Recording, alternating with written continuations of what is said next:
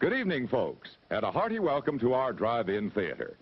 We have a wonderful evening's entertainment lined up for you, one that will provide several hours of pleasurable relaxation and diversion for you and your family. Did you fail to dress up for tonight's show? No tie, an old shirt and slacks, a house dress? Well, don't give it a thought. We're glad you came as you are. We just want you to enjoy yourselves. Don't forget to visit our refreshment center during the intermission or any time. You love the tasty array of snacks we have to offer. So will the youngsters. Everything is quality and so good. We hope you'll make this a weekly visit. Bring the family. Bring your friends. There are always wonderful new pictures to see, delightful snacks to nibble, a gay, pleasant evening for all. Oh, a word of caution. Don't drive over 10 miles an hour in the theater area for your safety's sake. And Mom or Pop, go with the kids when they leave the car. We hope you have a wonderful time. Come back soon. Hey, welcome back. It's another Sunday night, and it's time for another double feature. We're doing a little something different this week. We've got a couple of Red Scare film noir movies from 1949. Now, before I talk about them, some of you might be young and not know what the Red Scare is. Well, there was a Red Scare right after World War I and a Red Scare right after World War II. That's the one most people know about. The government or certain members of the government were preoccupied with a perception that national or foreign communists were infiltrating or subverting U.S. society and the federal government. It was just like a widespread fear of the potential rise of communism. Bad, horrible stuff. This guy, Joseph McCarthy, went and was responsible for blacklisting a bunch of people. It was all over Hollywood, so on and so forth. So everybody was scared of commies and commies taking over America. Awesome. That was a period of time. It's pretty much over now, but I'll just leave it at that. Don't need to talk about that. So the first movie is The Red Menace from 1949, as I already said. Some say that this one is kind of the Plan 9 of the Red Scare movies. Pretty heavy on the propaganda. No real notable stars. Let me double check real quick. No, not really. No notable anybody. So 1949, you know, it's kind of a film noir, but it's kind of not. Got an ex-GI who becomes involved with the American Communist Party, falls in love with his instructor. Stuff goes on. You'll see. All right, enough of my rambling. Let's get on with The Red Menace.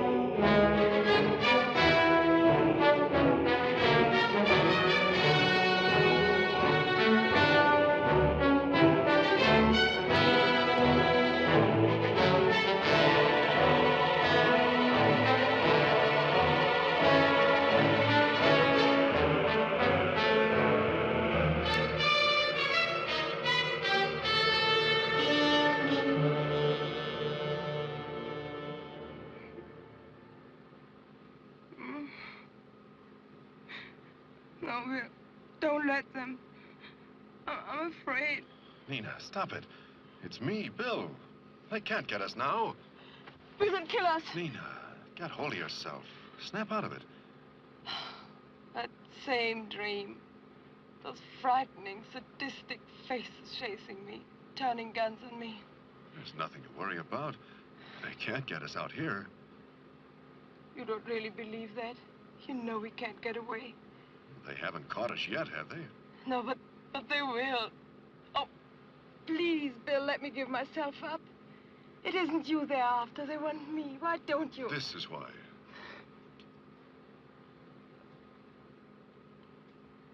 Well, we'll have to stop at the next gas station. Bill, I hate to stop for anything. Well, we can't run without gas.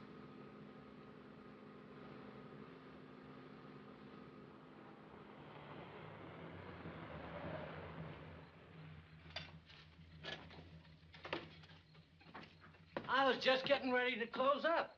We're almost out of gas. Can't you fill it up? I suppose so.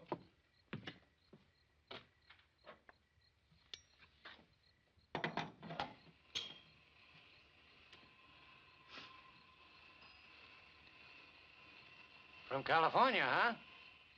Yeah. Why? Oh, nothing.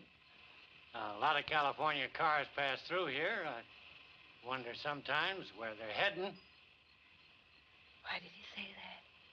Just to make conversation, probably. I don't believe it. There must be some reason why he's so curious. Take it easy, Nina. We can't suspect everybody. That'll be 322. Sit tight. I'll have you change in a minute. Hello? Yeah. I don't know. Maybe they are. Okay, you better get over here in a hurry. Hey, what about your change? Maybe they're following us. No, they're not, sweet. Try to relax.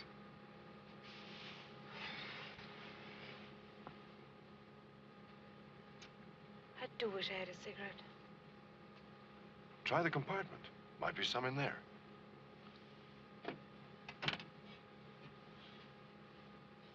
Here. Just two left.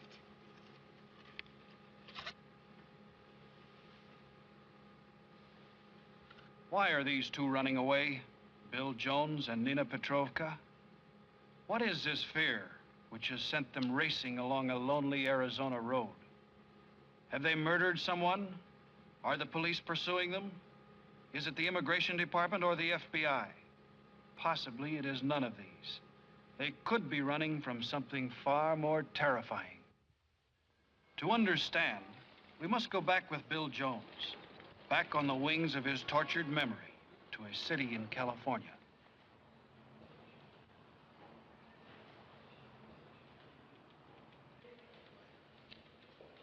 I'm sorry, but after you've paid your money down on a home and lot, there's nothing we can do. You mean the government won't do anything after I get fleeced out of my last $2,500? We can't do anything. These real estate firms are not controlled by the government. We tried to warn the veterans, but they're impatient. Sure, the veteran's always impatient, always wrong.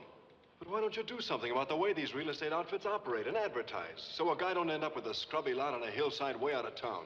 Yes, we're trying to. But, Jones, you didn't consult us. You didn't even read the small print on your contract. That's what I've been hearing every place I go. So I'm just stuck. That's all there is to it, huh? Oh, no. No, we're investigating these housing projects, but it takes time. And unfortunately, there are other veterans in the same boat. Waiting for the same answer I got, the same old runaround. I'm gonna tell other GIs the kind of a deal they'll get here. Let's not have any disturbance, fella. Move on. I can move on my own power.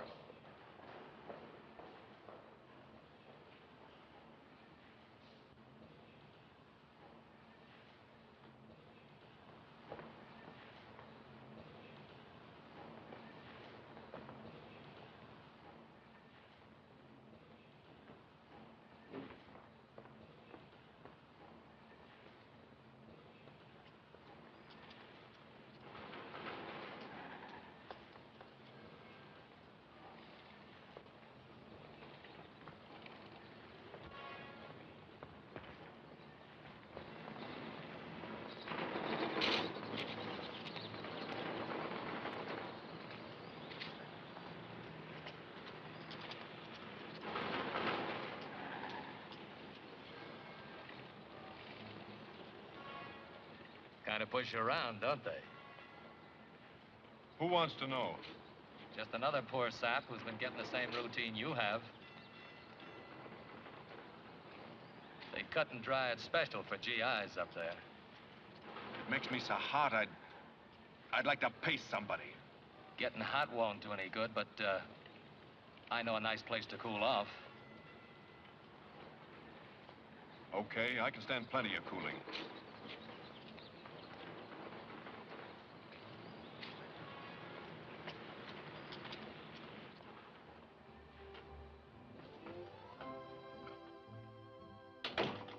Never noticed this place before.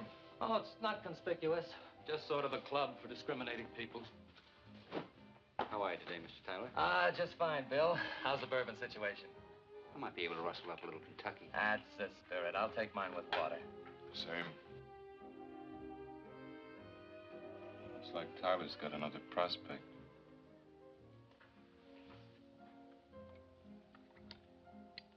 Molly. Please, Henry, don't make it more difficult.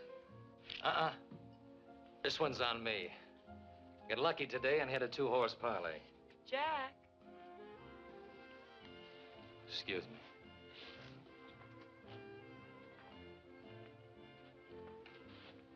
Hi, Yvonne. How about bringing Pig and Brawny over to the table? He's decidedly my type. Never saw one yet that wasn't your type. Never mind the personalities. I said I wanted to meet him. Sure.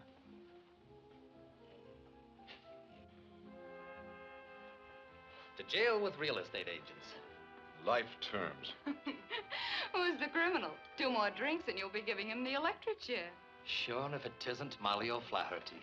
Don't you love the way he kicks that Irish around? I don't believe I've met your friend, have I? Just met him myself. Try Bill. He'll answer to that. Bill Jones. Jones. The name is familiar. I've heard it or seen it someplace. You must sit up nights reading phone books. Have a drink, Molly? Hey, you talked me into it. Better make that 3 doubles. We've got a lot of important drinking to do. Bill just got caught in the same deal that I did. Another pigeon who had his wings clipped. Oh, not that GI housing project. The project without the housing.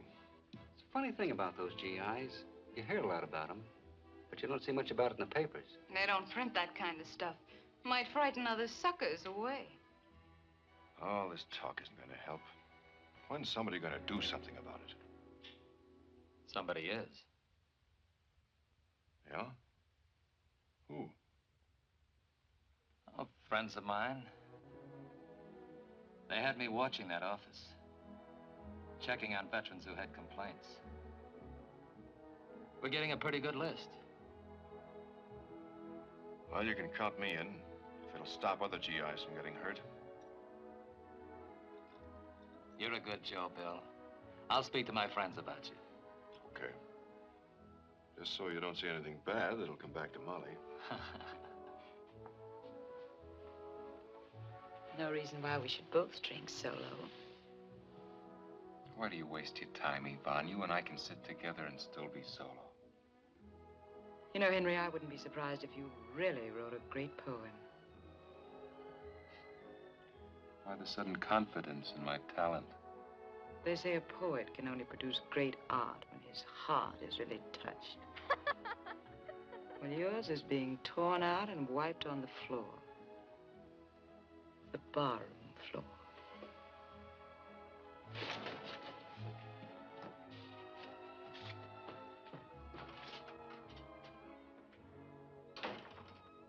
Who's the girl you were going to build a little castle in the clouds for? Girl? Don't tell me you were going to live alone and try to like it. There was a girl when I built the house. She settled for something a little nearer the earth. Let's hope she lives unhappily ever after. Let's leave her out of this. I hate to break up this cheery little wake, but I've got to meet Partridge. He's one of those friends I was telling you about. Go ahead. I'll try to get him up in the clouds again. Good. Look, Bill, meet me here tomorrow. I'll tell you more about these friends of mine. I'll be around. So, see whose type he is. I didn't get a chance to talk to him. Molly moved right in. Oh, I wouldn't want to compete with Molly and lose my amateur standing.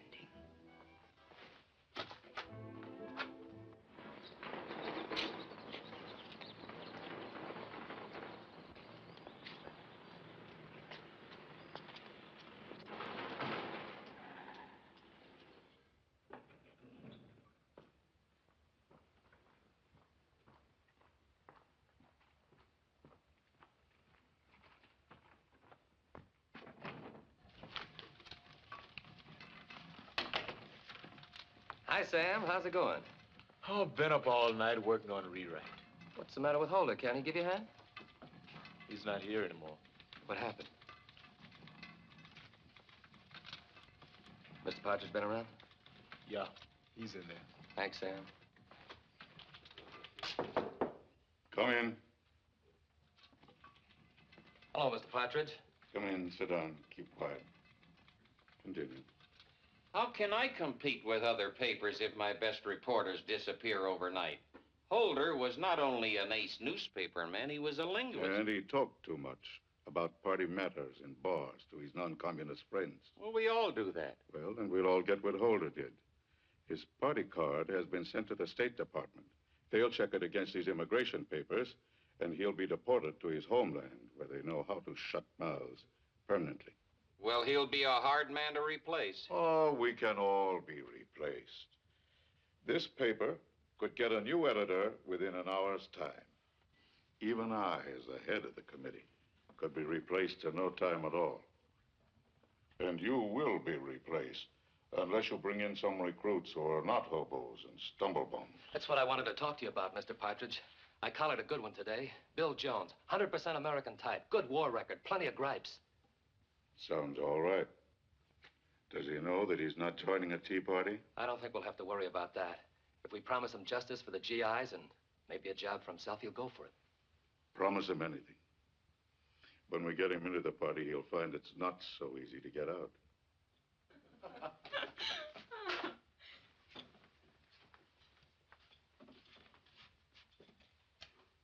Pardon me if I say, well. Now that you're properly impressed, you can relax and have a good time. Remember, you only came up for one drink. I've got a very short memory. Except for pretty faces. You better keep your mind on the drink, Mr. J. You turn on the phonograph while I do the mixing.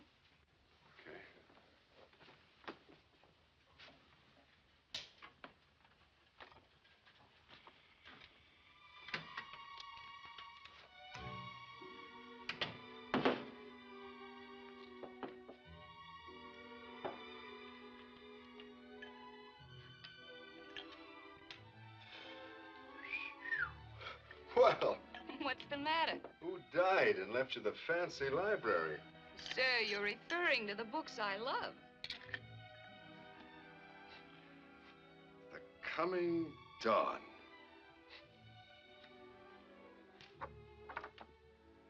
Kind of heavy going, aren't they? At first, maybe. But you get to understand them if you stick at it. I always heard commies peddled bunk. I didn't know they came as cute as you. And you're not going to be shocked and walk out? What's there to be shocked about?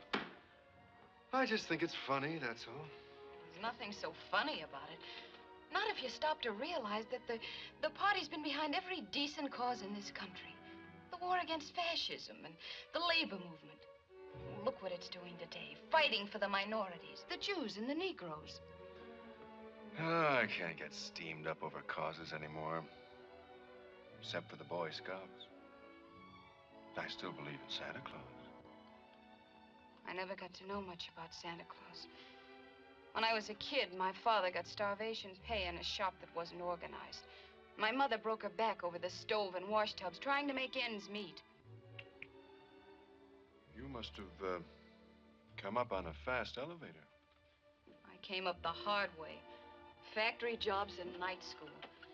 And then I found out some of my friends were in the party.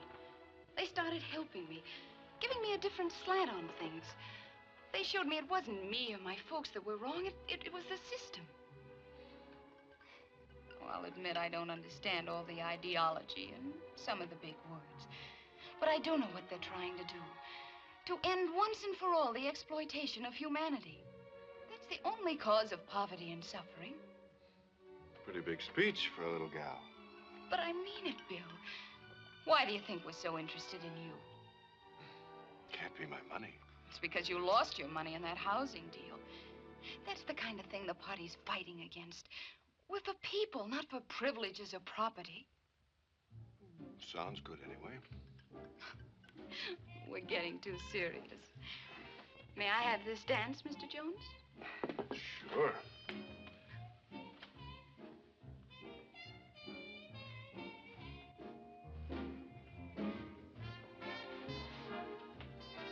We didn't learn this in the Boy Scouts.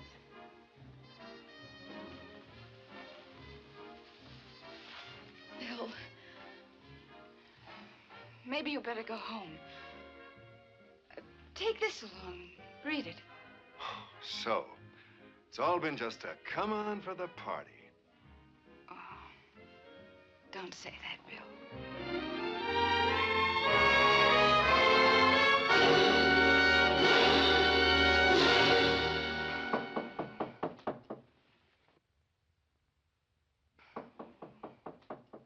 Who is it? It's me, Molly. Hello, Ma.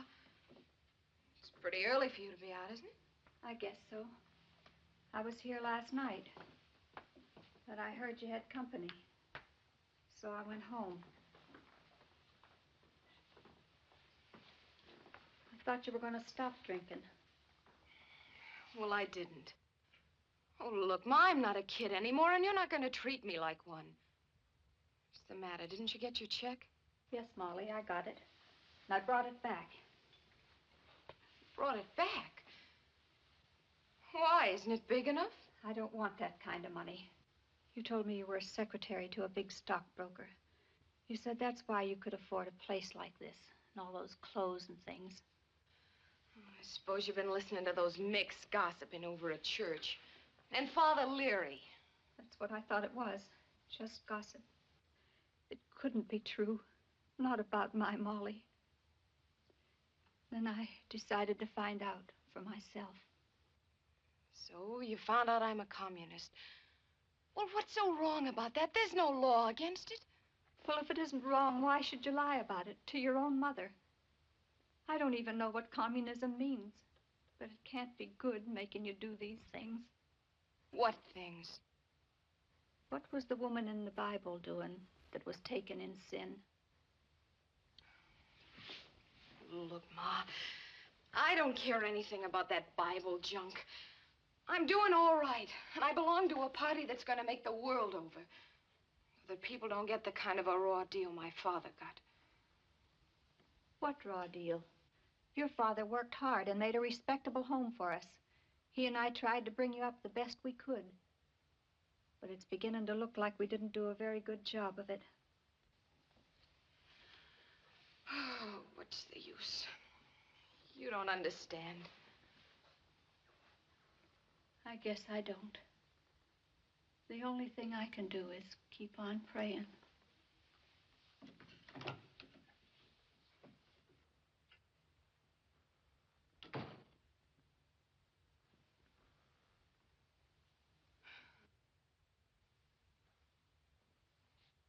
Protest meeting. GI's attention.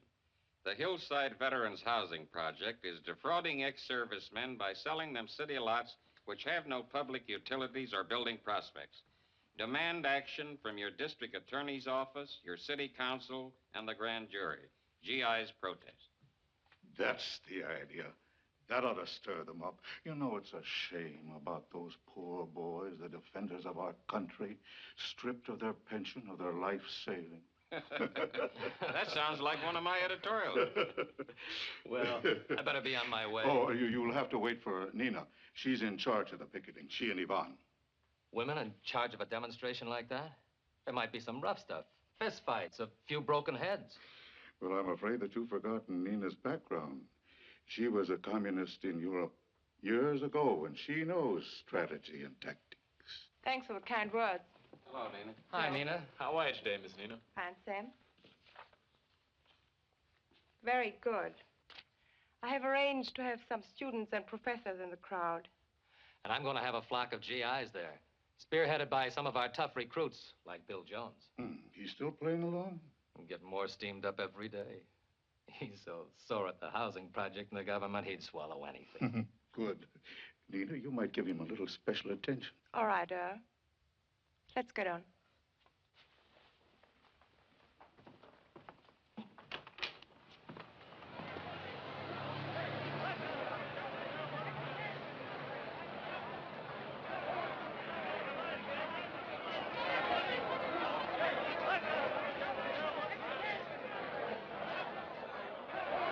The introduction of Bill Jones to communist strategy.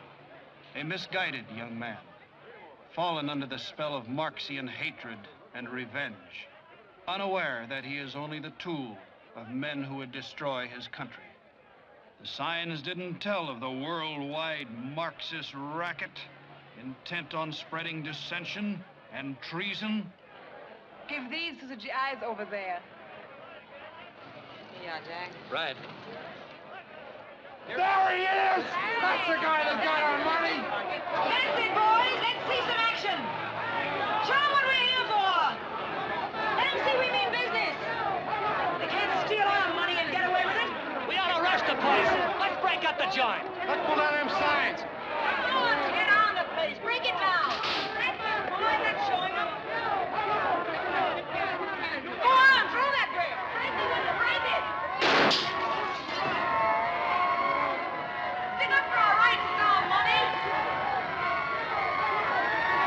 Fight for your rights, boys. Fight.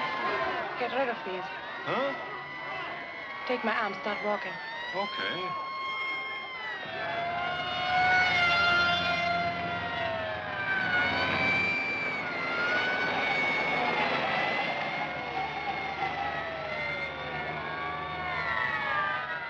Come on.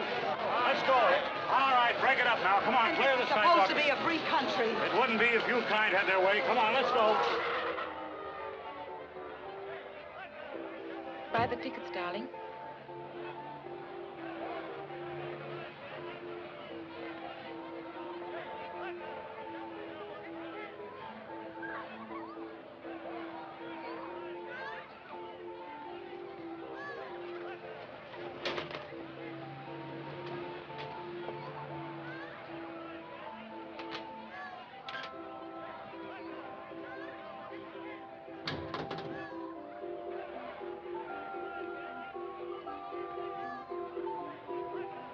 I don't mind being taken for a ride, but why pick me out?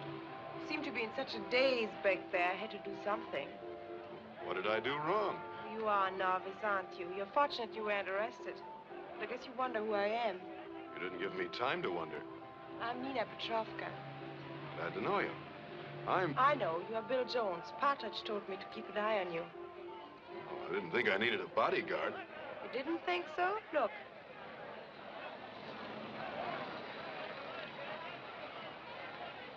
Some of them might be on their way to jail. Well, I don't exactly like the idea of running out on those guys. Very noble, Mr. Jones, but not very practical. We all have a job to do, and you can't very well do it in jail. It's one of the first things you learn. You make me feel like a kid talking to a school mom. Well, I am a school teacher, only not the usual kind. I'm one of the instructors for the party. You mean the party runs regular schools? That's right. They want the recruits to learn the ropes from old hands like me. I practically grew up in the party in Europe. Well, if you grew up that way, I can understand you being a communist. But, You're not very sure about Bill Jones. Just suppose I should ask you what communism is. well, it's the idea of everybody sharing things equally, isn't it? It's the average American opinion. You better get to my classes and get your eyes open. What if a student asks for a date with a teacher? Take that up after you are a student.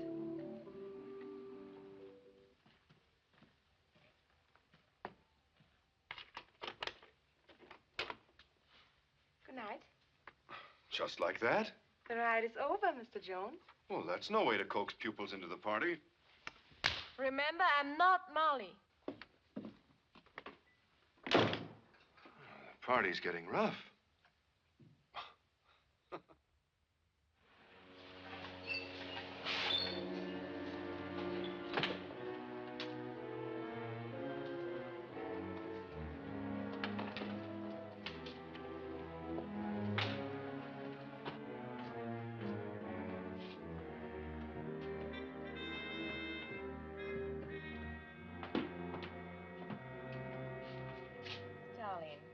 All communist doctrine is founded on the teaching of Karl Marx as embodied in his book, The Capital, and his later works and pamphlets.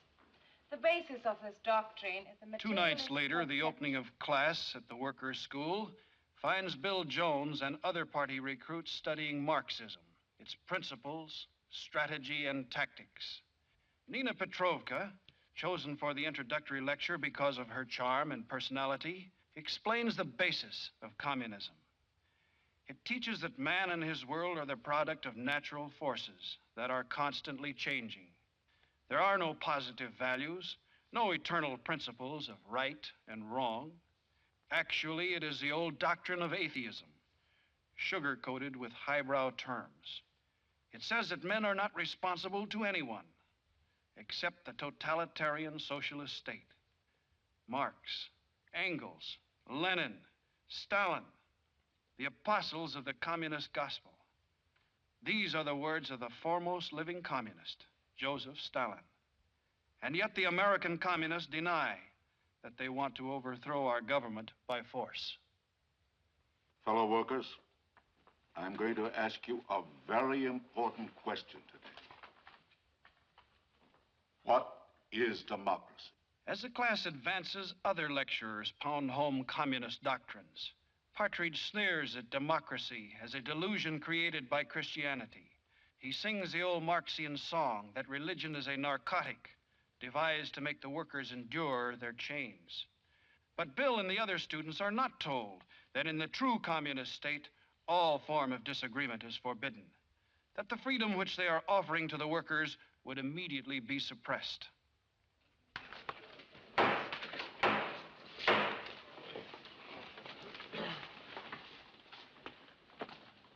Tonight, we shall begin our discussion of strategy and tactics. Let us be frank, comrades. All around us, we see the bourgeois institutions which are devised to exploit the workers and enrich the capitalistic exploiters. These institutions are the dollar-dominated press and radio, the fascistic churches, the red-baiting senators and congressmen, the befuddled and outdated American laws that stifle progress. Nothing must stand in the way of the onward march of democracy. You have another one of your questions, Comrade Riachi? Yeah. Just what do you mean by democracy, Miss Krause? Well, we mean rule by the people. What else? Rule by all of the people? Of course. Well, then, what do our textbooks mean by dictatorship of the proletariat? Dictatorship by one class ain't democracy. Those things would all be clear to anyone with a proper attitude. But the truth don't change according to somebody's attitude. There's only one kind of truth. That is the Communist Party truth as seen by Marx, Lenin, and Stalin. But they want to overthrow all governments, even the American government, by force and violence. Then we'll overthrow it by force and violence. We'll have our way if it means bloodshed and terror. If we have to liquidate 1,000,000 milksops like you. We're not just joining American Legion. He sounds like a... My friends, is this the kind of democracy you want? Is this the kind of world? He's worse than a fascist. He's a Mussolini-spawned Dago who wants to grovel at the feet of the exploiters of his own people. Dago, huh? And you're the people who preach tolerance. peaceful progress, respect for civil liberties. Well, I tell you, this is the greatest fraud ever perpetrated in a democratic country. Hey, what's the matter with you guys? Don't you recognize a lot of phonies when you hear them? Yeah, sure. Be too bad if you had to shoot your mouth off about this. Well, I'm going to tell them just what I found out. Oh! Hey, wait a minute, you guys. What are you... Oh!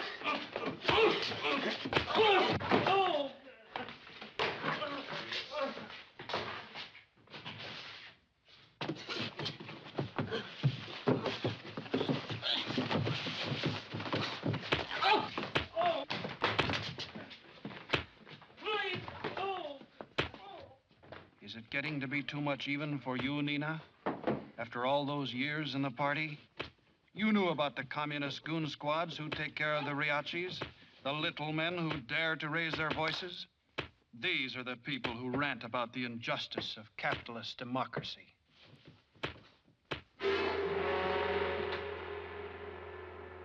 What's the matter with you, Nina? Weak stomach? Or is it your loyalty?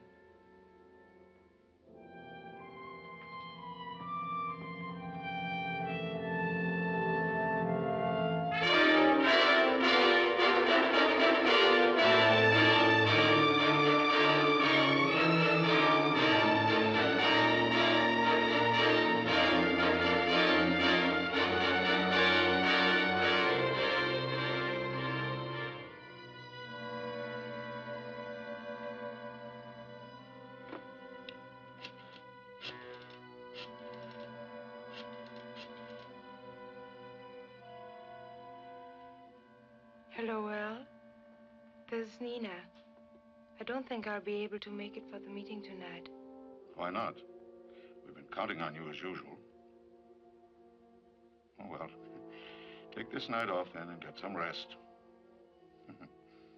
All right, Nina. Nina's sick. She's been working pretty hard lately. I hope it's nothing serious. It might be more serious than you think. I'm beginning to wonder about Nina.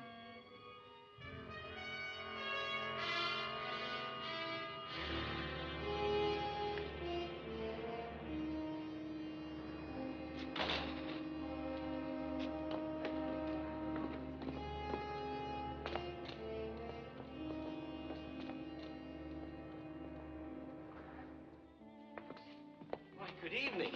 Right this way, please.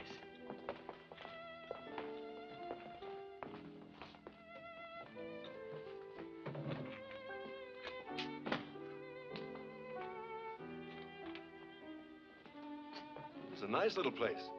Do you come here often? When I want to get away from party members. I'd like to do that sometimes. Sort of play hooky. I know. Food and wine are very good in here. It's pot au feu. You take what you get. It's what you call grabbing a bag. Grab bag. Bonsoir, monsieur.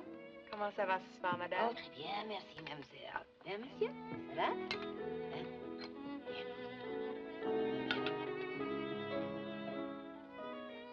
Who's the guy the song brings back? It wasn't the song, and it wasn't the guy. I was just thinking. Are you worried about something, Nina? Why? That distant look in your eye. How is it up there on Cloud 7? A little lonesome. I guess I'll stay down until I'm firmer.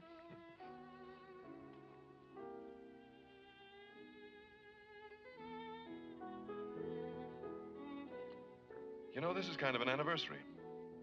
You took me up in the clouds 3 months ago today. On the Ferris wheel. Don't tell me you kept track of it. Yeah. Only I wasn't going to mention it.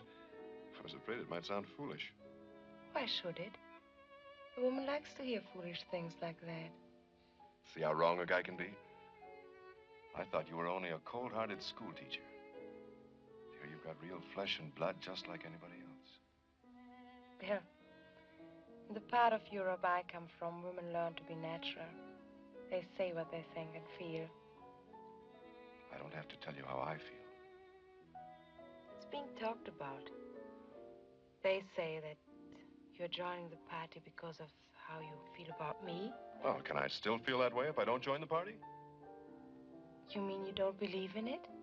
Some of their ideas might be all right, but I can't say I approve the methods they use to put them across. This Riachi thing, for instance. I wouldn't talk about Geraghty, Bill. As to their methods, my father didn't like them either, even though he was a party leader. Is he still over there? He was shot by the communists. Oh, I'm sorry, Nina. Yvonne, what are you doing here? Just looking around. Wonderful atmosphere, isn't it? For curing a sick headache, or whatever ails you. You know, darling, you should be careful what you say. Other people might hear you and not understand what a loyal party member you are. Other people may not be eavesdropping. Of course, they might make an exception in your case. You and Molly are so gifted at wooing men into the party.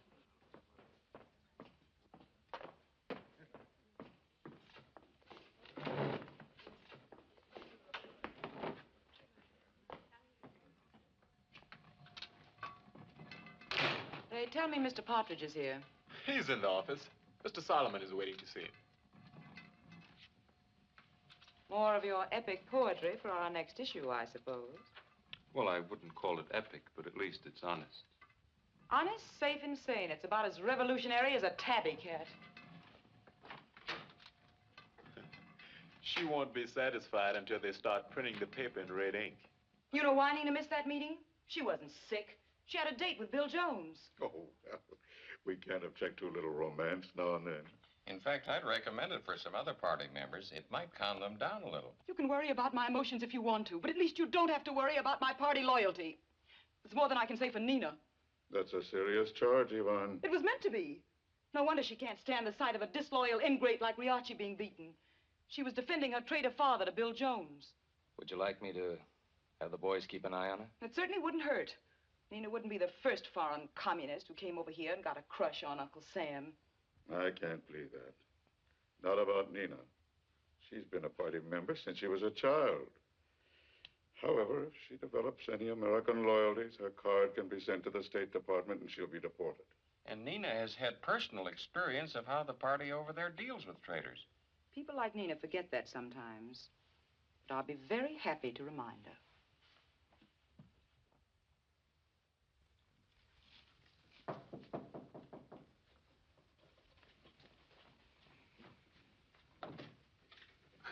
Hello, Henry. How'd they like the poem? Oh, fair, I guess.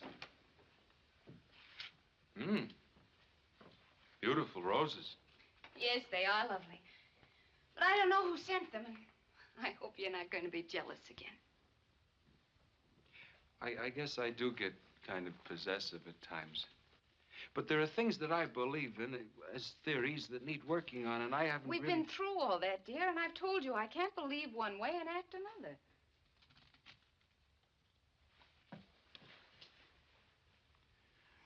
You're just a little kid that doesn't know what she believes in. Incidentally, I'm the admirer that sent those roses. You did?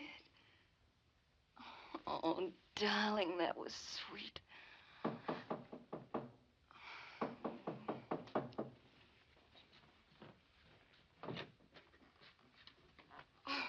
Hello, Father. Hello, Molly. I was in the neighborhood seeing the Mulcahy, so I thought I'd drop by. Well, I'm glad you did. Won't you come in?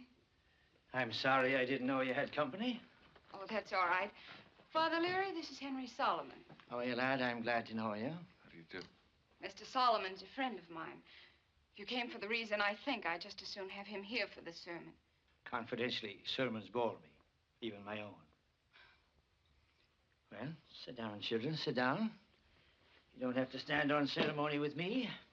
Would you care for a cigarette, Father? Or a drink, maybe? Oh, I'd settle for a cigarette. I could stand a little nip, but it wouldn't be cricket. Right after me making Mulcahy sign the pledge. Poor Mrs. Mulcahy. She has her problems. 6 children and a drinking husband. If it weren't for Father Leary and my mother, I don't know how they'd live. Drinking is caused by frustration, and that can't be cured by charity. The whole system has to be changed. Sure, lad. But what are the children supposed to eat while you're doing the changing? Or should I say, waiting for the revolution? Revolution. What does he know about a revolution, Molly? There's no sense in even discussing it. That's right. We might as well get to the point of your visit, Father. My mother sent you here to talk me out of being a communist. But I happen to be of age, and I'll think the way I please. And without the dictation of a prejudiced mother or the thunders of an outworn medieval church. My. This sounds like a worse case than Mulcahy's. To be settled, I suppose, by another pledge, a loyalty pledge. That might help. If you folks really understood what you were pledging yourselves to. I thought we weren't going to have any sermons, Father. We're not. We're going to let money talk. Have you got $50, lad? $50? Yes. I think so. Thank you. You see what it says on this side of the coin? E pluribus unum. And if you remember your school day Latin, you know what it means. One out of many. And that's the genius of America. We're not Irish or English or Jewish or Russian. We're all of them. We've taken the best they had and forged them into a common bond.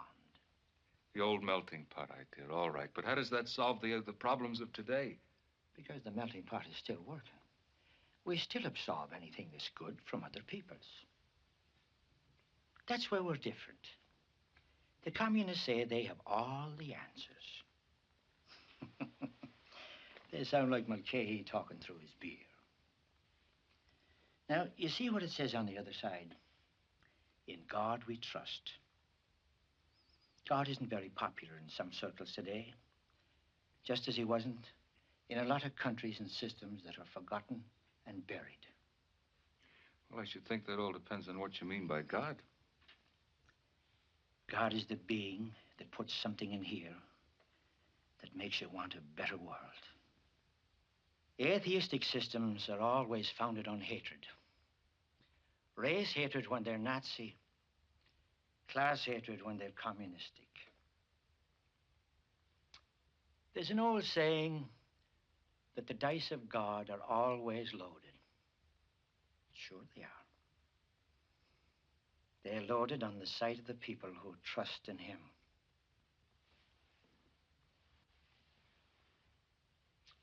Here's your coin, lad. Maybe I better put this in the poor box. Thanks a lot. Charity covers a multitude of ideologies.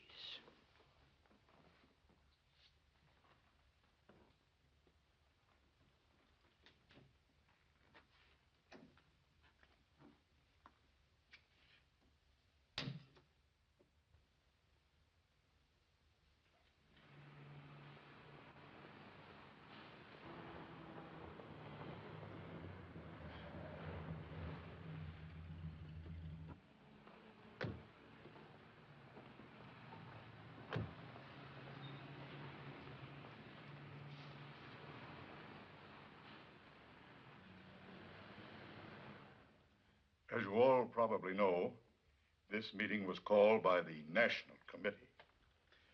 One of the important duties of the party committee is to study and direct the works of communist writers, scientists, and musicians, and to see that their efforts do not deviate from the approved party line.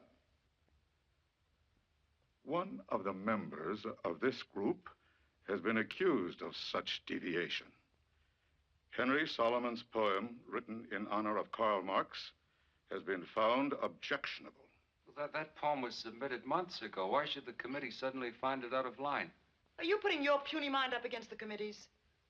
I'm just wondering whether it was the committee that found that poem objectionable or whether that decision came from some higher body outside of this country. Henry, why don't you let Mr. Partridge continue so that we can hear what the objection is? In your poem, you spoke of Marx making the ancient dream of paradise breathe on earth, about opening graves where liberty sleep and old ghosts springing forth. These phrases would indicate that Marx merely carried on the work of other men instead of originating his own doctrine. This is ridiculous. Every student knows that Marx developed the ideas of Hegel, and these went way back to Democritus in ancient Greece. You see, he is a deviationist. I knew it all along. Are you conducting this meeting, Ivan? Do you mean to tell me that just because I'm a communist, I have to deny the facts of biography and history? You must follow the communist conception of history, Mr. Solomon. We contend that Karl Marx had no basis in Hegel, Democritus, or anybody else. I heard of things like this being put over in communist-dominated countries. Philosophers being compelled to deny the facts they uncovered. Musicians forced to compose the kind of music that ignorant commissars demanded, and poets and journalists denied the freedom of expression. Oh, but I never thought I'd find injustice like this in America. Solomon, there's just one issue here. Will you or will you not publicly retract the opinions you expressed in this poem? I'd rather say that the issue is whether I, as an American citizen, as well as a communist, have the right to freedom of expression and opinion. Henry, you should know better than that. What you call freedom is license. The license to put your own will against the party line. In all my years in the party, I thought that I could be an American Democrat and a communist at the same time. That if it came to an issue, some of the teachings of Marx might be abandoned. I see now I was wrong. Under the circumstances, I find no alternative but to withdraw from the party.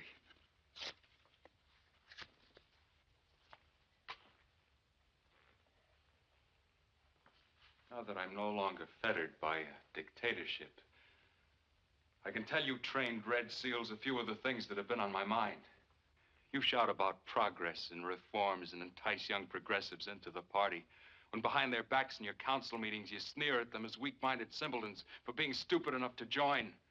I found this committee to be made up chiefly of psychopathic misfits who are seeking an outlet for their frustrations and failures.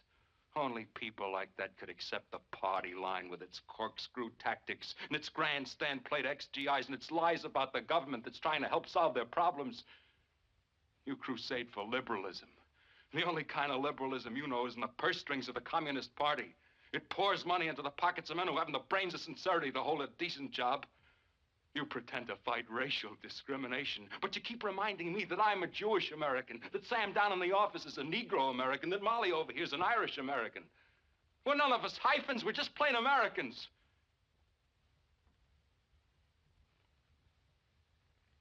Don't sneer at me. Tell me I'm waving a flag, all right. But at least that flag has 3 colors in it, not one. Not one bloody one.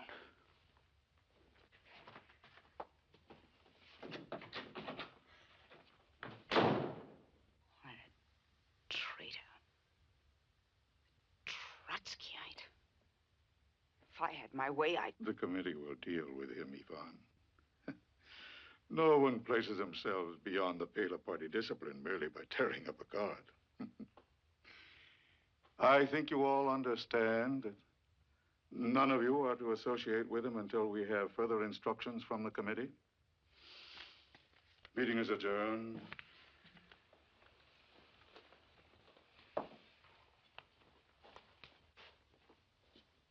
I'm sorry this had to happen in front of one of your students, Nina. But at least we're beginning to find out who the loyal members are. Come on, Bill. Let's go. Okay. What are we going to do about Molly? Well, I'll have to talk to her tomorrow and tell her what she can expect if she associates with Solomon.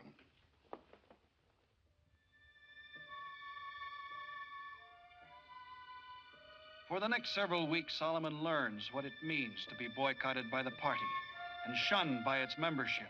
Outcast, pariah, taboo. He has begun to suffer the real meaning of those dismal words.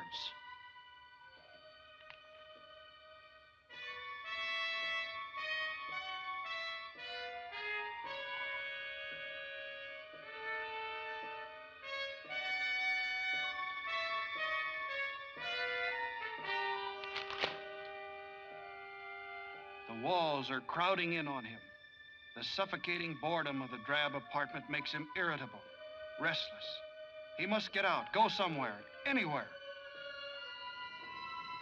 For hours, he walks the streets, searching for the friendly face of someone he knows, someone he can talk to and ease his troubled mind. Students from the workers' school who once greeted him as an oracle of the party now are deliberately obvious in their efforts to avoid speaking to him. He knows what they are saying, the cynical gossip as they sneer after him. Solomon the libertine, Solomon the drunkard, Solomon diseased, Solomon the traitor. Boycotted by the newspapers because of his subversive past, Solomon is compelled to take any job that offers. Filing clerk, stenographer. But one after another, he loses those jobs, and always for the same reason. The boss wants to see Solomon. He's been expecting it every hour.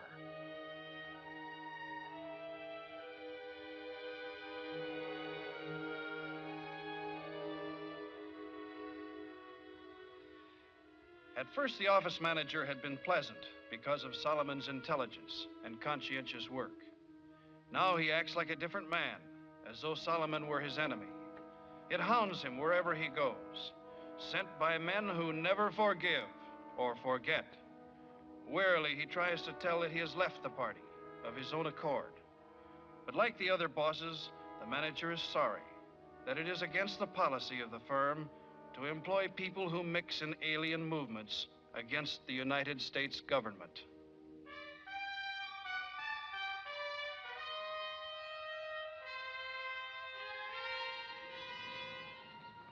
Back to the hopeless round of the lonely streets, trying to stop the racing thoughts of a disintegrating mind. Back to the pounding thoughts of Molly, whom he must continue to avoid for her own welfare.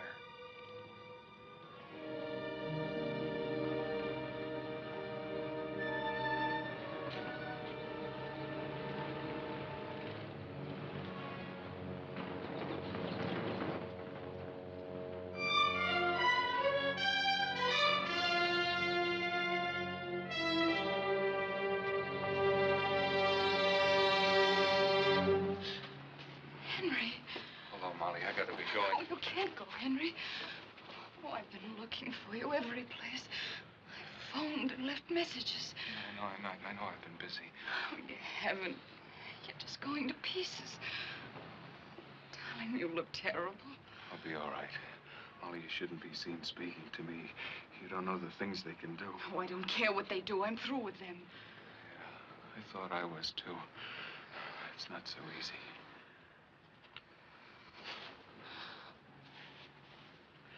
Bye, Molly. Take care of yourself. Oh, Henry, wait a minute.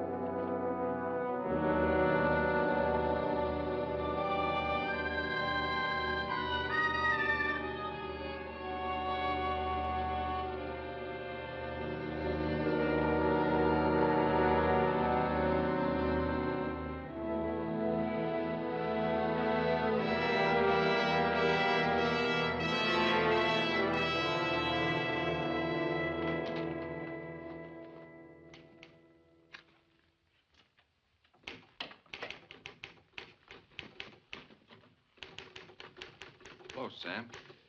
Hi. Where's Partridge? He's in there, waiting for Mr. Vijay. I don't want to get you in trouble by talking to you, Sam. But there's a favor you might do me for old time's sake. Well, if I can. Yeah, well, I may be going away suddenly. If I do, I'd appreciate it if you'd deliver this note.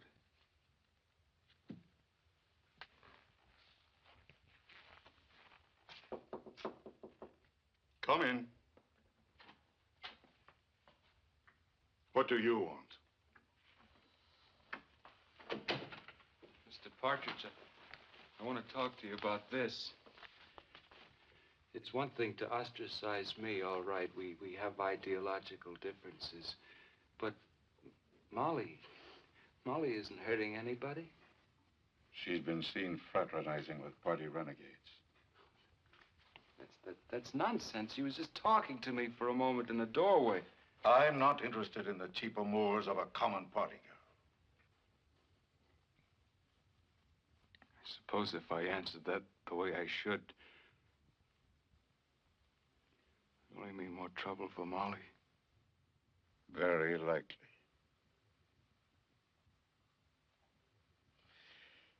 There's just one favor that you could do for her, if you were inclined to be so gallant. You could stop bothering her once and for all. Get out of her life. Get out of everybody's life.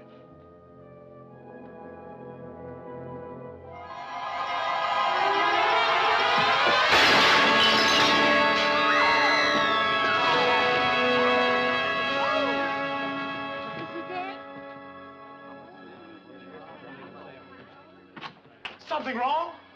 The crazy fool Solomon just jumped out the window.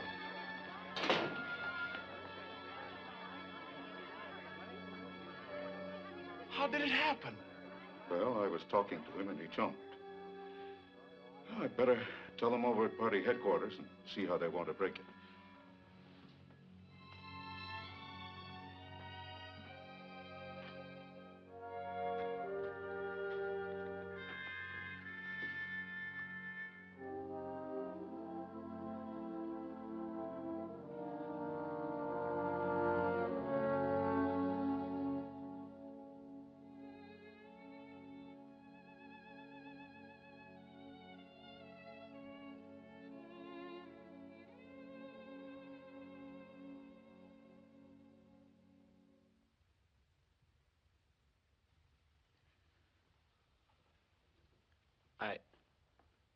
I can't tell you how sorry I am, Miss O'Flaherty. He was always so kind to me. Such a good friend.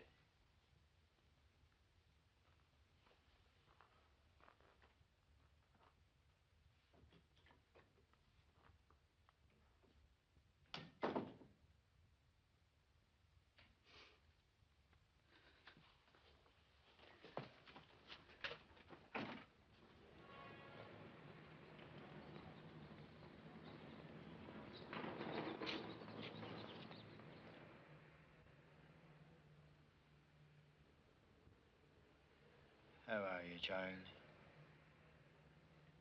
I'm glad to see you here. Hello, Father. Father, I'm sorry for the way I've lived. But I'm not sorry I loved Henry. You don't have to be sorry about that, child. He was a sincere man, a good man. The church doesn't condone suicide, but it realizes that sometimes when people take their lives, they're irresponsible, temporarily insane. The people in the party just hounded him to his death. You mustn't be bitter against them, Molly. They're misguided. They need our prayers. The best way to defeat communism is for us to live Christianity and American democracy every day of our lives. I know, Father. I'm glad I've come home.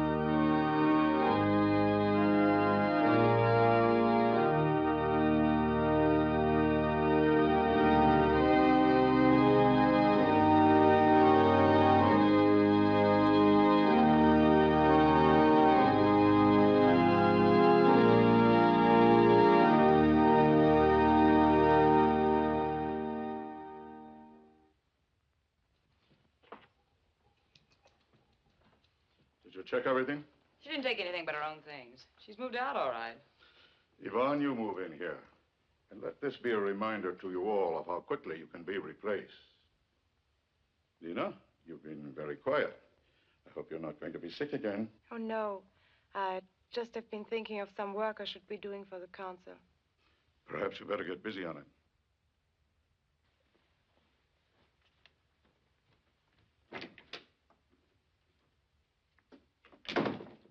She's still acting odd.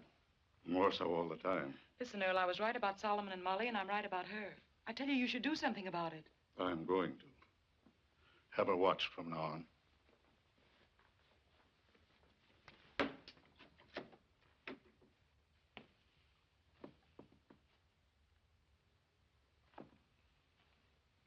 Hello, Sam. Hi, Bill. Has Nina been here? No, I haven't seen her today.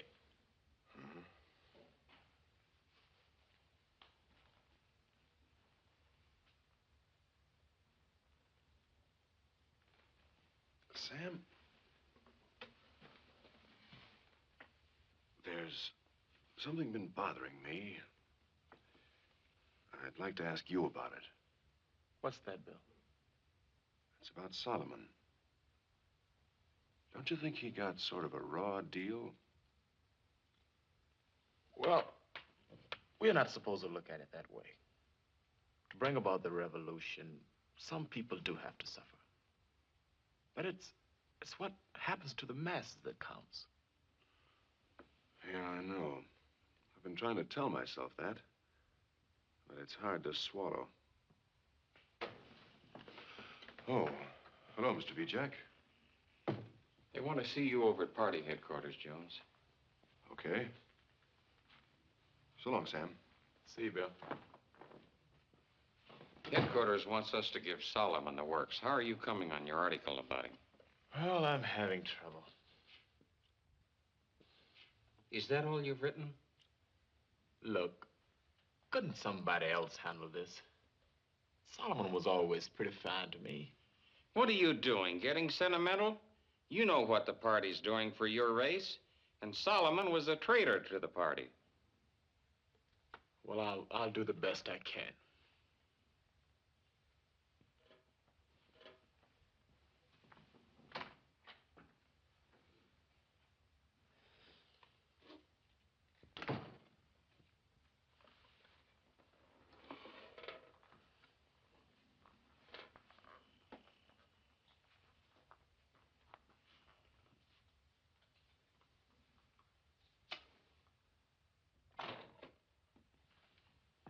Hello, Dad. Hello, Sam. Busy? Oh, a little. Come on in. Just on my way home, dropped by to see how you're getting along. Same as usual. Got something on your mind, Dad? Anything wrong at home? It's what's wrong here, son. There's nothing wrong here. I'd say a man suiciding was something wrong, and you know it. Especially because he was a friend of yours. Oh, Solomon, you mean? Those things happen. Yeah, and how come they happen? That's what I want to know. And how come your paper used to say such nice things about Mr. Solomon suddenly switched? Seems like they couldn't think of anything nasty enough to say. Maybe he deserved what they said. Sam Wright, what's got into you? You used to cut out Mr. Solomon's poems and show them to Ma and me and say how glad you was to be working with him. Well, things are different now. Party's changed its mind about him. And I have to think the way the party does.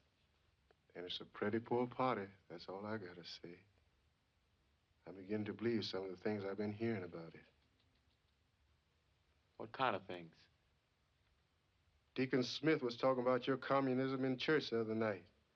He says it's just using the colored people just like it's using the GIs and other folks, just to stir up trouble. Maybe Deacon Smith should stick to his preaching. Look here, Sam. Don't you go upstaging me and my friends. Deacon Smith has read a few books, too. I'm sorry, Dad. I didn't mean any offense. Deacon Smith says slavery ended in the United States more than 80 years ago. But right today, there's more slaves in communist countries than there are any place or anywhere. And what you tell me about a man having to think as the party dictates, looks like we're having slaves here again. Come on, chuck it all, Sam, and go on home with me.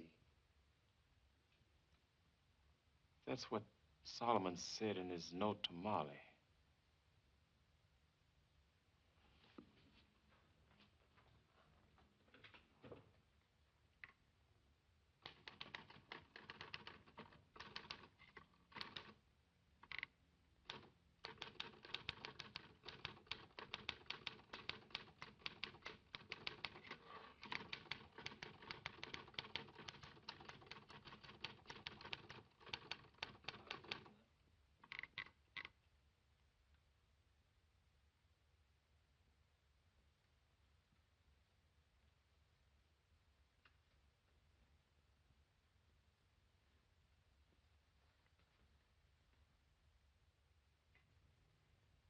Come on, Dad.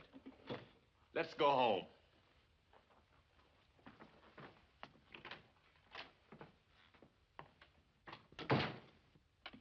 Sam. Sam.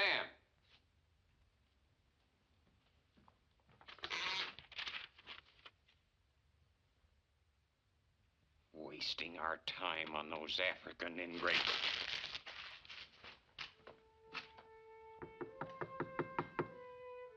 Who is it? Me, Bill. It's a little late, I guess, but I've got some news. Come in, Bill. I saw Partridge tonight. He said for me to drop in at headquarters tomorrow, and I'll be issued a party card. A party card? Why, yes.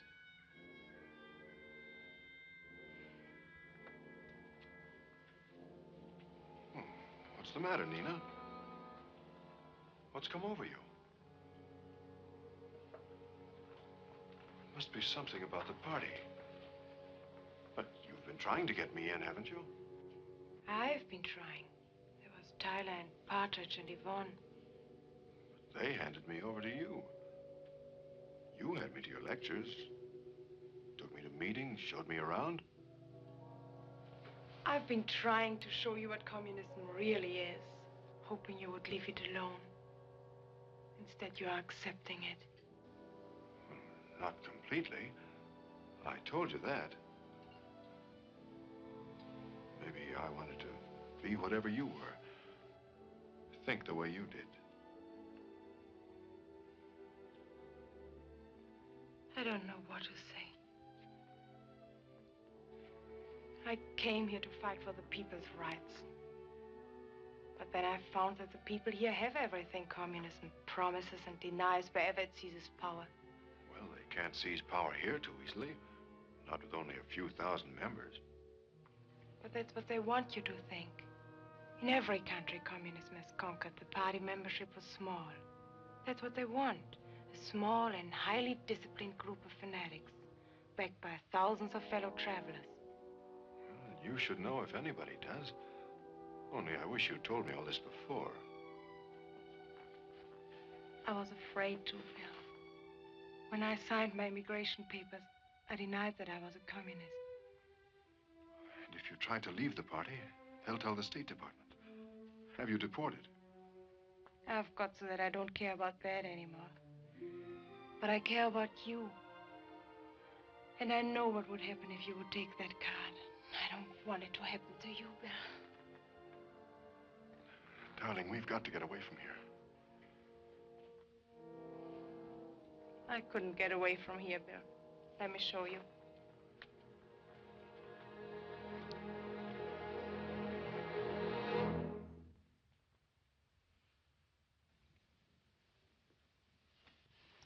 They're suspicious of me already because I wasn't bitter enough against Solomon. Because they sense how I feel about you. Look, Nina, we can go out the back way. You've got a car, and we have a few dollars between us. But don't you realize they would be after us wherever we go? The party informers, the goon squads. Listen, I know this country. We can head for New Mexico, Texas. We'll find some little place way off the beaten track. Oh, Bill, it's like learning to hope again. Hurry, Nina. Pack some clothes.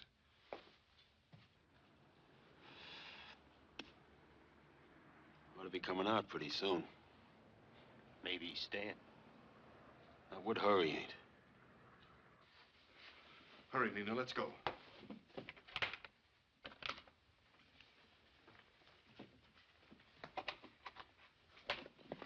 Okay. Nina, don't. Hey, see that?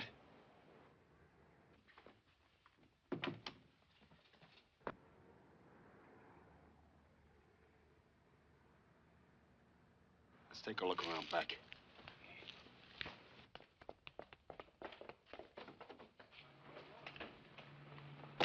Wait a minute. Hello, Miss Petrovka. Going somewhere? For a ride, maybe. You don't need a suitcase for that. We're taking you two to see Partridge. You're not taking us anywhere.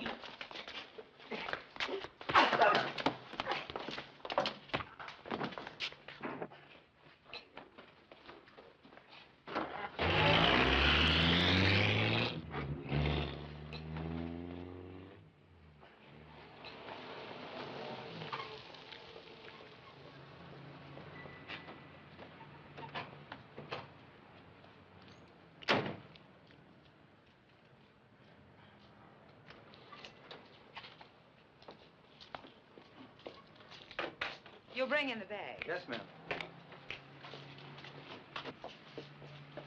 We're from the Immigration Department, Miss Krause. We want to have a talk with you down at headquarters. Where's your warrant? An immigration inspector doesn't need a warrant. What is this, more Gestapo methods? Where are civil liberties? Let me go, do you hear? Take Let us me to go, the I'm an Immigration American Department. citizen. I'm an American citizen. You pay for this. Come on.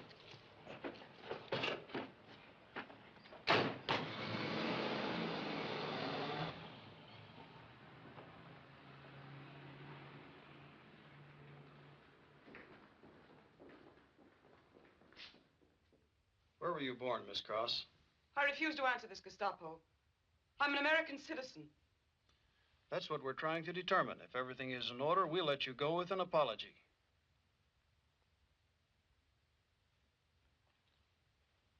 I've nothing to be afraid of. I was born in New York City, When? May 4th, 1920. Your father's name? Friedrich Krause. Where was he born? Hamburg, Germany. He was naturalized. You took a trip to Mexico 10 years ago, Miss Krause. How long did you stay? 3 months. It all seems to check with our records. I'll just sign this statement, Miss Krause.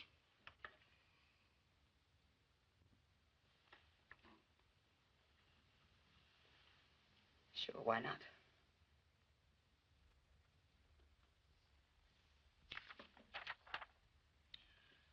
Now we'll just check this with the old files.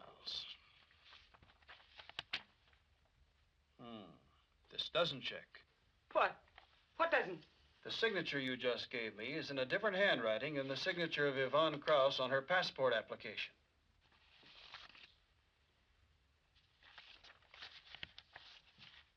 But it does check with the handwriting of one Greta Block. That's a lie! I'm being framed. I know my rights. I demand a lawyer. Take it easy. You'll get a lawyer. We've taken a lot of abuse from you, so suppose you listen for a change. We've been watching you not only because of your communist activities, but because of your loudmouth disloyalty to the United States government. While Inspector Riggs kept you under surveillance, we made an exhaustive check. We found out the real Yvonne Krause did go to Mexico in 1938 to open a pottery business, but we lost track of her, and so did the Mexican authorities.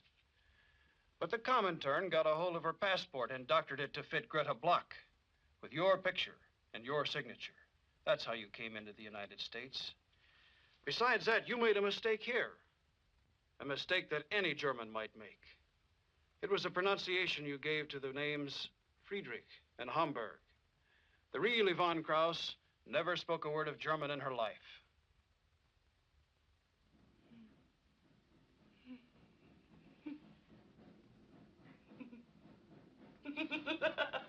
You're too late. You're too late, I tell you! You don't know it, but the revolution is here!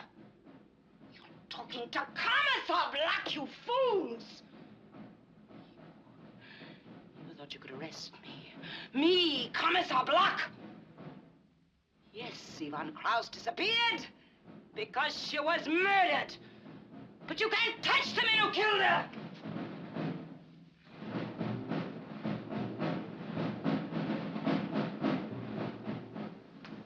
Listen. Hear them. Hear their drums. The Red Legions. They're entering the city. In a few minutes, they'll be here, then we'll stand you against a wall. Hear them.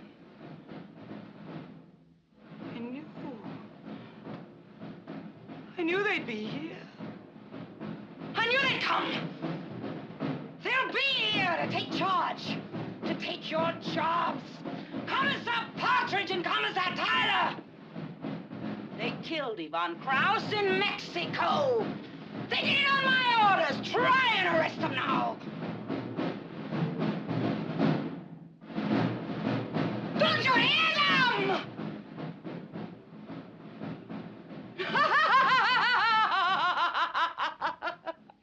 You fools! Don't you hear them?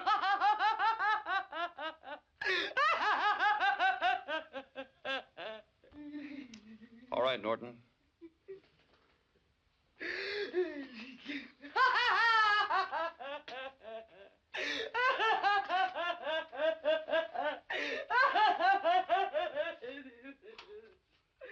Psychopathic boy. Well, that's that. I only wanted her statement for clarification. We have files of evidence tying Partridge and Tyler into the murder of the original Yvonne Krauss. Good. Benson and Schultz were pulled in for the murder of young Riachi. Their confessions also implicate Partridge and Tyler. You'd better bring them in while I go into the case of Nina Petrovka. So now we understand what Bill and Nina are fleeing. Why their objective is an obscure hideaway halfway across the wide and sprawling continent.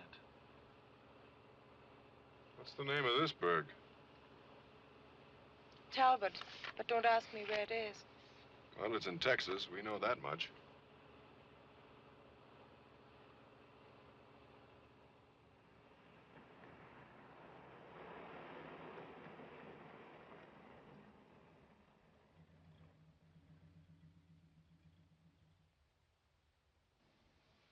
Bill, why are we stopping?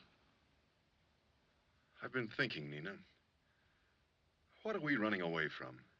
This is the United States, not a police state. Let's go see that sheriff. Have a talk with him. Try to make him understand.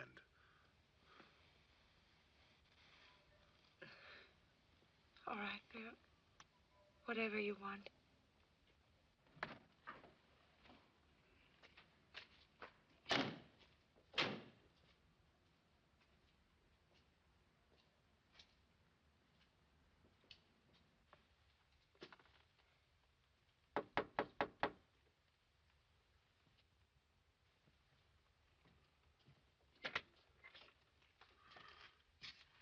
Howdy.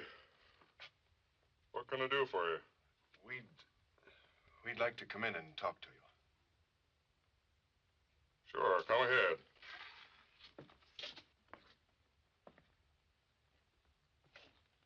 Have a seat.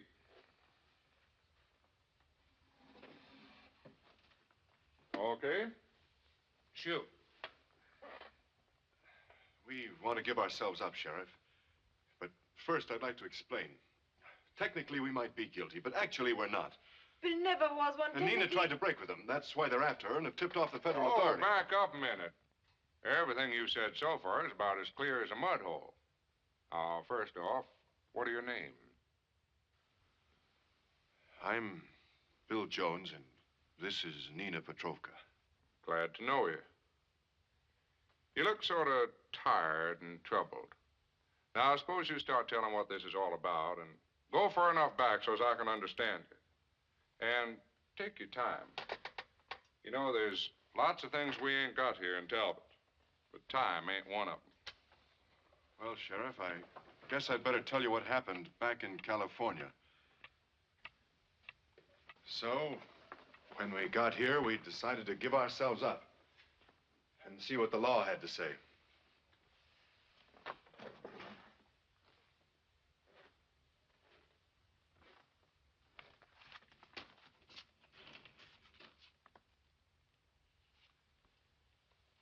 You know what? You folks have been running away from yourselves. From the fear in your own minds. Why, you've been messing around so long with the intrigue and underhanded methods of the communists that you've begun to think everybody acts the same as they do. You're no more wanted by the authorities than I am. But you don't know how they operate. They must have tipped off the State Department. Supposing they did. Federal government won't take any action until they make an investigation. And when they investigate, they'll find out how things are. You know, I read a lot of books. I have to keep up with things. And from what I understand, the communists don't give nobody a second chance. Now, that's where the United States is different. We give folks just as many chances as they deserve. Suppose this young lady of yours did perjure herself to government a few years back. She wouldn't today. Why, right now, she's probably a better citizen than lots of us. Because she knows the meaning of something that Bill Jones was trying to throw away. Guess you got yourself a little confused, eh, Bill? But not too confused to pick one of the swellest lookers I've seen in Texas. And that means I'm talking about the prettiest gals in the world. Well, don't mean to run out on you kids, but I got to drive over to the next county and pick up Mike Tolliver. What did Mr. Tolliver do? He got himself drunk. I gave him 30 days, but the judge agreed to let him spend it in my jail. Kind of funny laws you have around here. Well, Mike's been shooting off his mouth that he can beat me at checkers. So we're going to find out.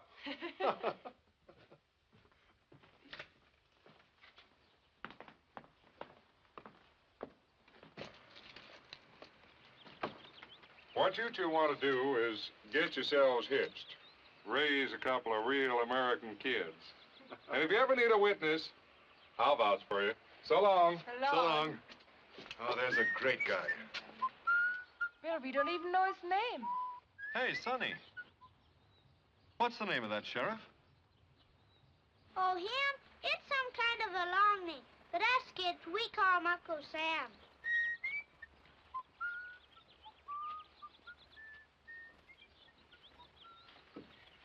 Well, you heard what Uncle Sam said about getting hitched.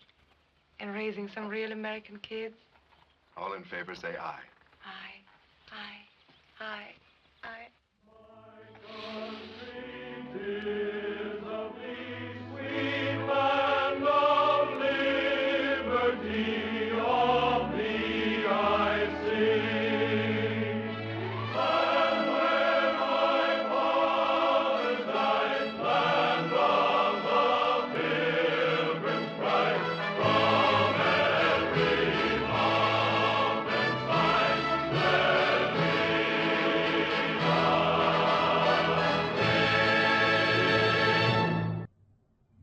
All right. You gotta sort of take something as a propaganda film when it ends with the Statue of Liberty and God Bless America. Hey, patriotism. Nothing really wrong with that, as long as it's not used for extreme things. But, you know, most extremities are kind of rough, but we'll stop right there. Okay, next up we have The Woman on Pier 13, which was originally known as I Married a Communist. It's got the lovely Lorraine Day, Lee Studley, Robert Ryan, and one of our favorites, John Agar. Hey, all right. Something somewhat notable about this one is it's an RKO film, and its head, Howard Hughes, used this film to get rid of a bunch of people. If somebody didn't want to work on this movie, he just straight up fired them. Hey, you know, that's how it goes. They must have been commies if they didn't want to work on the film.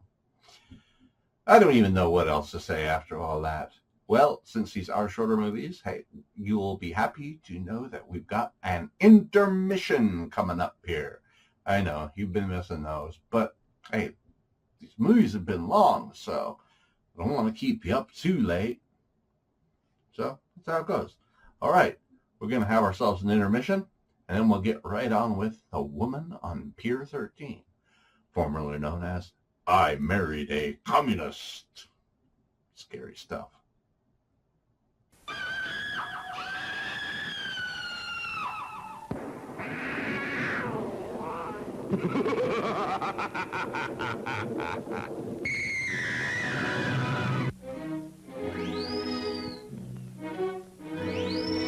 Karakoum, direct from Hollywood, presents for the first time on any stage anywhere.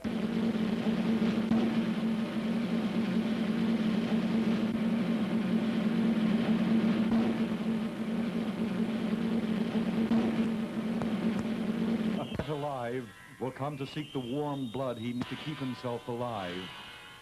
Don't treat...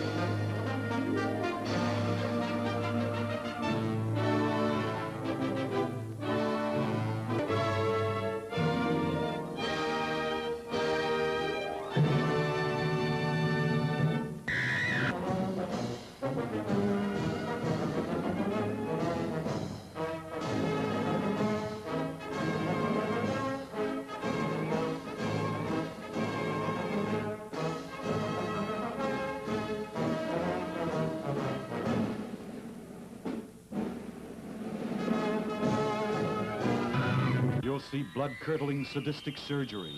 Someone's head will be cut off with a butcher knife and thrown to the audience.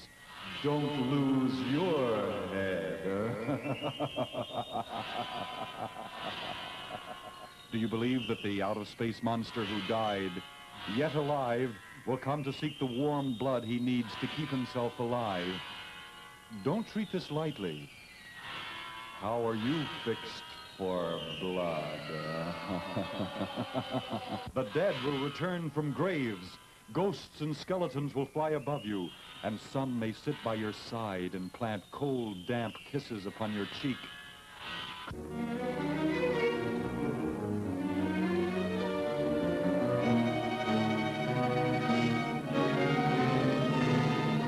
Do you believe that a lady from the audience will be hypnotized and float in midair above you?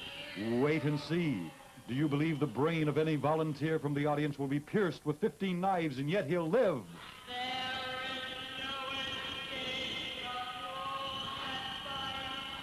Wait and see. Or why not try it yourself? Or are you brave enough?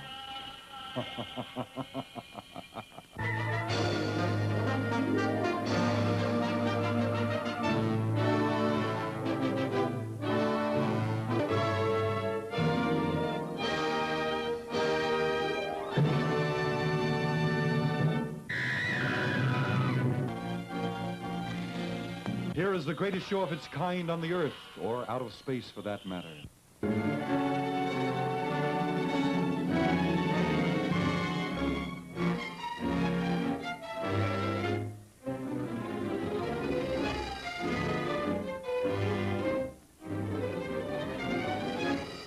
Don't come alone. You may need help. Help! Help!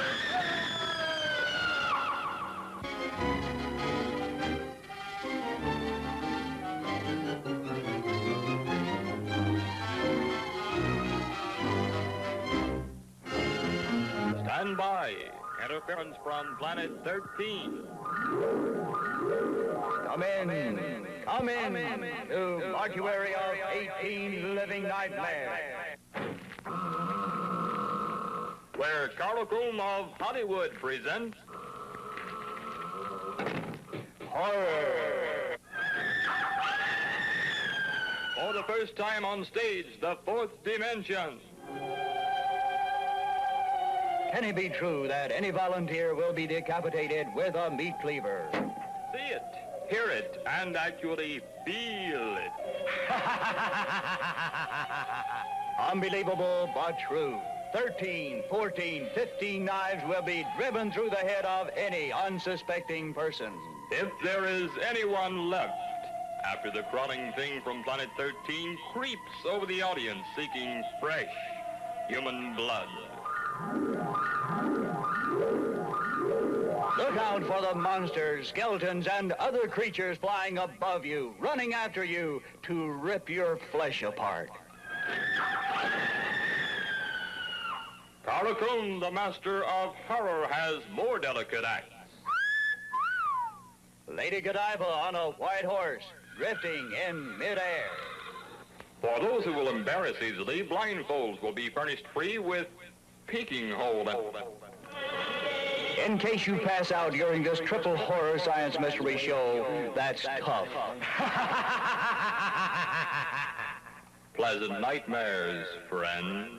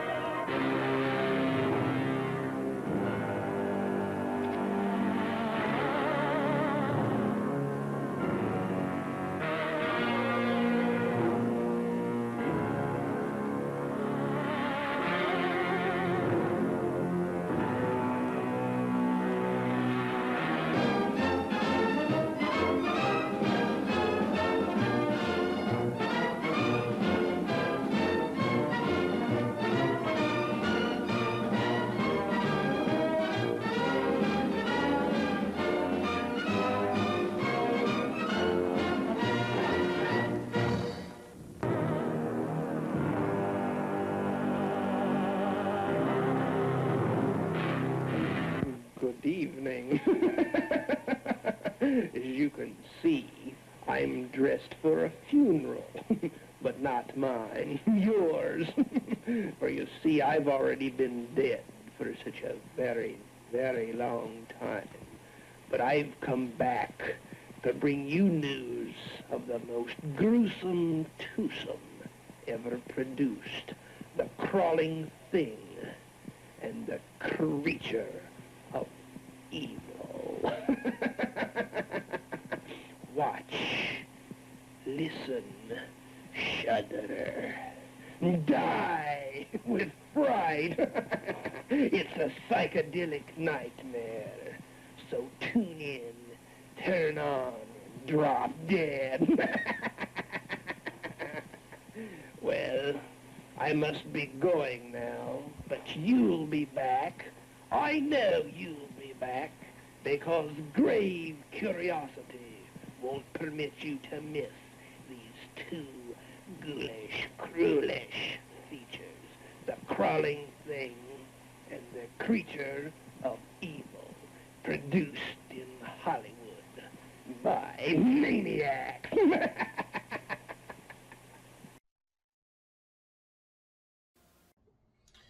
Pretty wild stuff. That was a lot more of a serious film, a much more well-made film than the first one, don't you think? Anyway, moral of that, don't get involved with commies. Don't marry a communist. Just communism is bad, okay? Well, all right. I think that's going to about do it for this week. Next week, we're going to have a couple more fun movies. What they will be will remain a mystery. So until then, have a great week, and I'll see you then. Cheers.